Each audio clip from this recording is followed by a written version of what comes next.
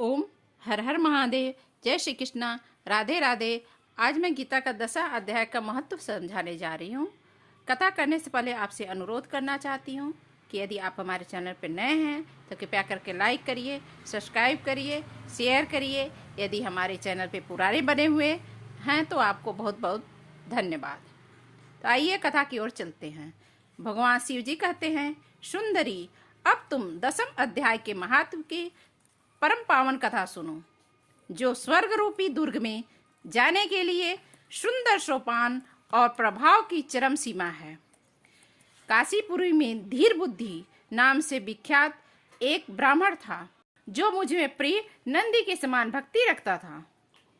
वह पावन कीर्ति के अर्जन में तत्पर रहने वाला, शांत चित्त और हिंसा, कठोरता और दुस्साहस से दूर रहने वाला था। जितेंद्रिय होने के कारण वह निर्विघ्न मार्ग में स्थित रहता था। उसने वेद रूपी समुद्र का पार कर लिया था। वह संपूर्ण शास्त्रों के तात्पर्य का ज्ञाता था। उसका चित्त सदा मेरे ध्यान में संलग्न रहता था। वह मन को अंतरात्मा में लगाकर सदा आत्म तत्व का साक्षात्कार किया करता था। अतः जब वह चलने लगता था तब मैं प्रेमवश उसके पीछे दौड़कर हाथ का सहारा देता रहता था। यह देख मेरे पार्षद भृंगऋषि ने कहा, भगवान, इस प्रकार भला किसने आपका दर्शन किया होगा? इस महात्मा ने कौन सा जप, कौन सा तप, होम किया है कि स्वयं आप ही पग पग इसके हाथ का सहारा देते? भृंगऋषि का यह प्रश्न सुनकर के मैंने इस प्रकार उत्तर देना आरंभ किया। एक समय की बात है, कैलाश पर्वत के पार्श्व भागम में दुर्नाग वन के भीतर चंद्रमा की अमृतमयी किरणों से धुली हुई भूमि में एक वेदी का आसन लेकर के मैं बैठा हुआ था। मेरे बैठने के क्षण भर बाद ही सहसा बड़े जोर से आंधी उठी। वहां के वृक्षों की शाखाएं नीचे ऊपर होकर के आपस में टकराने लगी। कितनी ही टहनियां टूट टूट कर बिखर गई। पर्वत की अविरल छाया भी हिलने लगी। वहां महान भयंकर शब्द हुआ, जिससे पर्वत की कंदराएं प्रतिध्वनि हो उठी। तदंतर आकाश से कोई भी विशाल पक्षी उतरा, जिसकी कांति काले मेघ के समान थी। ओ कज्जल की राशि, अंधकार के समूह अथवा पंख कटे हुए काले पर्वत सा जान पड़ता था। पैरों से पृथ्वी का सहारा लेकर उस पक्षी ने मुझे प्रणाम किया और एक सुंदर नवीन कमल मेरे चरण में रखकर स्पष्ट वाणी में स्तुति करनी आरंभ की। पक्षी बोला, देव आपकी जय हो। आप सच्चिदानंदमयी सुधा के सागर तथा जगत के पालक, सदा सद्भावना से युक्त और अनासक्ति की लहरों से उल्लसित हैं। आपके वैभव का ही अंत नहीं है। आपकी जय हो। अद्वैत वासना से परिपूर्ण बुद्धि के द्वारा आप त्रिविध मलों से रहित, आप जितेंद्रिय भक्तों को अधीन, अविद्यामय उपाधि से रहित, नित्य मुक्त, निराकार, निरामय, असीम अंधकार शून्य, आवरण रहित और निर्गुण हैं। आपके भयंकर ललाट रूपी महासर्प की विष ज्वाला से आपने कामदेव को भस्म किया। आपकी जय हो। आप प्रत्यक्ष आदि प्रमाणों से दूर होकर के प्रमाण स्वरूप हैं। आपको बार बार नमस्कार हो। चैतन्य के स्वामी तथा त्रिभुवन रूपी धारी आपको प्रणाम है। मैं आपके श्रेष्ठ योगिनियों द्वारा चुंबित आपके उन चरण कमलों की वंदना करता हूँ, जो अपार भाव पाप के समुद्र से पार उतरने में अद्भुत शक्तिशाली हैं। महादेव साक्षात बृहस्पति भी आपकी स्तुति करने की धृष्टता नहीं कर सकते। सहस्त्र मुखों वाले नागराज शेष में भी इतना चातुर्य नहीं है कि वे आपके गुणों का वर्णन कर सके। फिर मैं जैसे छोटा बुद्धि वाले पक्षी भी तो विषाद ही क्या है। उस पक्षी के द्वारा किए हुए इस स्तोत्र को सुनकर मैंने उससे पूछा, विहंगम, तुम कौन हो और कहाँ आए हो? तुम्हारी आकृति तो हंस जैसी है, मगर कौवे का मिला है। तुम किस प्रयोजन से यहाँ आए हो, उसे बताओ। पक्षी बोला, देवेश, मुझे ब्रह्मा जी का हंस जानिए। गुज्जट, जिस कर्म से मेरे शरीर में इस प्रकार कालिमा आ गई है उसे सुनिए। प्रभो, यद्यपि आप सर्वज्ञ हैं, आपसे कोई भी बात छिपी नहीं है, तथापि यदि आप पूछते हैं तो मैं बतलाता हूँ। सौराष्ट्र सूरत नगर के पास एक सुंदर सरोवर है जिसमें कमल लहराते रहते हैं। उसी से बाल चंद्रमा के टुकड़े जैसे श्वेत मृडालों के ग्रास लेकर मैं तीव्र गति से आकाश में उड़ रहा था। उड़ते उड़ते सहसा वहां से पृथ्वी पर गिर पड़ा। जब होश आया और अपने को गिरा हुआ पाया तो इसका कारण न देख सका तो मन ही मन सोचने लगा, ओहो, यह मुझ पर क्या आ पड़ा। आज मेरा पतन कैसे हो रहा है। पके हुए कपूर के समान मेरे श्वेत शरीर में एक कालिमा कैसे आ गई। इस प्रकार विस्मित होकर मैं अभी विचार ही कर रहा था कि उस पोखरे के कमलों से मुझे ऐसी वाणी सुनाई दी, हंस उठो, मैं तुम्हारे गिरने और काले होने का कारण बतलाती हूँ।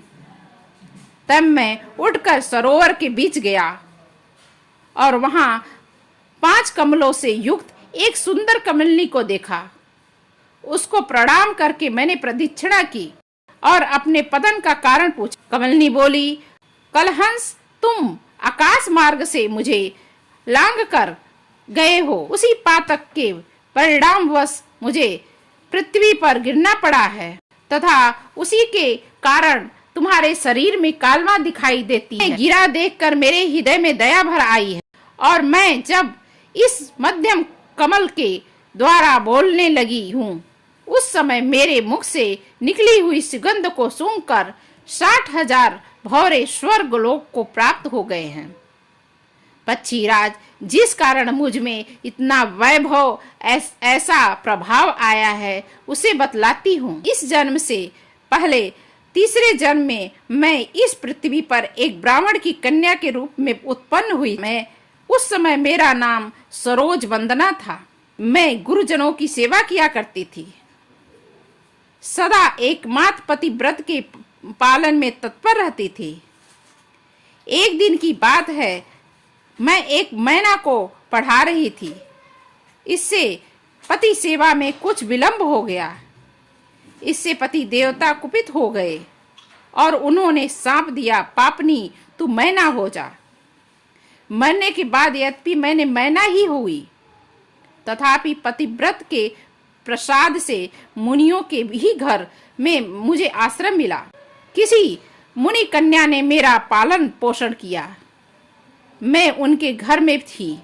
वे ब्राह्मण प्रतिदिन विभूति योग के नाम से प्रसिद्ध गीता के 10वें अध्याय का पाठ किया करती थी और मैं उस पापहारी अध्याय को सुना करती थी। विहंगम, काल आने पर मैना का शरीर छोड़ करके 10वें अध्याय के महात्म से स्वर्ग को प्राप्त हुई और अप्सरा हुई। मेरा नाम पद्मावती हुआ और मैं पद्मा की प्यारी सखी हो गई। एक दिन मैं विमान से आकाश में विचर रही थी। उस समय सुंदर कमलों से सुशोभित उस रमणीय सरोवर पर मेरी दृष्टि पड़ी और इसमें उतरकर ज्यों ही मैंने जल क्रीड़ा आरंभ किया त्यों ही दुर्वासा मुनि आधम के। उन्होंने वस्त्रहीन अवस्था में मुझे देख लिया।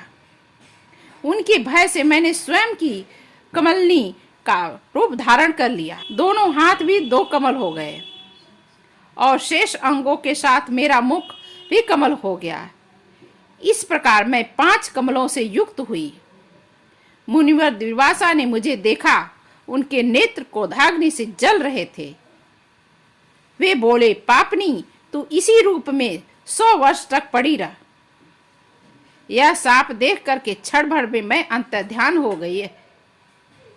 कमलनी होने पर भी विभूति योग्याध्याय के महात्म्य से मेरी वाणी लुप्त नहीं हुई। मुझे लांघने मात्र के अपराध से तुम पृथ्वी पर गिरे हो। पक्षीराज, यहाँ खड़े हुए तुम्हारे सामने ही आज मेरे श्राप की निवृत्ति हो रही है। आज 100 वर्ष पूरे हो गए हैं। मेरे द्वारा गाए जाते हुए उस उत्तम अध्याय को तुम भी सुन लो। उसके श्रवण मास से तुम भी आज मुक्त हो जाओगे।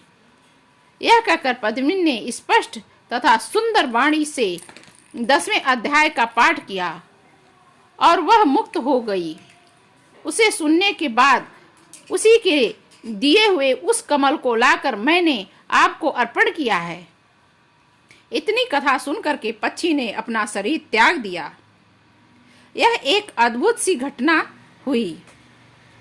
वही पक्षी अब 10वें अध्याय के प्रभाव से ब्राह्मण कुल में उत्पन्न हुआ। जन्म से ही अभ्यास होने के कारण शैशवावस्था से ही उसके मुख से सदा गीता के 10वें अध्याय का उच्चारण हुआ करता है। 10वें अध्याय के अर्थ चिंतन का यह परिणाम हुआ है कि यह सब भूतों में स्थित शंख चक्र धारी भगवान विष्णु का सदा ही दर्शन करता रहता है। इसकी स्नेह पूर्ण दृष्टि जब कभी भी देहधारी कर शरीर पर पड़ जाती है, तब वह चाहे शराबी और ब्रह्म हत्यारा ही क्यों न हो, वह मुक्त हो जाता है तथा पूर्व जन्म में अभ्यास किए हुए 10वें अध्याय के महात्म्य से उसको दुर्लभ तत्व ज्ञान प्राप्त हुआ तथा इसने जीवंत मुक्ति भी पा ली। अतः जब यह रास्ता चलने लगता है तो मैं इसे हाथ का सहारा दिए रहता हूँ। भृंगिरिटी, यह सब 10वें अध्याय महामहिमा है। पार्वती, इस प्रकार मैंने भृंगिरिटी के सामने जो पापनाशक कथा कही थी वही तुमसे भी कही हूँ। नर हो या नारी अथवा कोई भी क्यों न हो, इस 10वें अध्याय का श्रवण करने मात्र से ही सब आश्रमों के पालन का फल प्राप्त होता है। तो यह गीता का अध्याय 10वां अध्याय आपको कैसा लगा? यदि आपको 10वां अध्याय अच्छा लगा हो तो कृपया करके मेरे चैनल को लाइक करिए, सब्सक्राइब करिए, शेयर करिए और बेल आइकन को प्रेस कर दीजिए, जिससे सारी नोटिफिकेशन आपके पास जाती रहे। जय श्री कृष्णा, राधे राधे, ओम हर हर महादेव।